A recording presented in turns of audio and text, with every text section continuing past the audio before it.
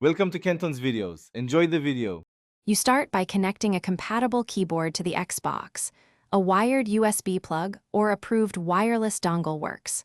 Once connected, make sure the console recognizes it in devices and connections so input is active. Then launch Rocket League and enter options. You need to map move, boost, and jump to comfortable keys. Do this now so you can iterate quickly.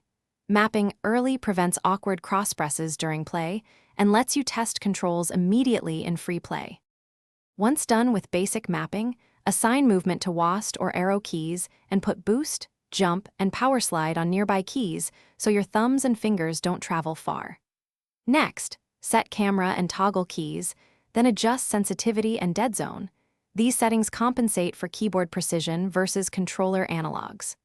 Practice in free play and training packs to learn timing of aerials and dodges with keys. Practicing reveals which combos need reassignment, so you can optimize layout progressively. You now take your setup into casual matches and monitor what breaks down.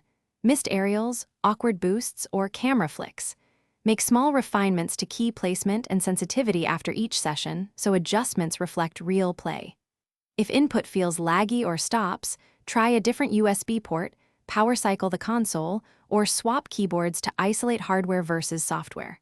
Finally, once stable, lock in settings and rehearse specific plays to turn your keyboard layout into reliable muscle memory.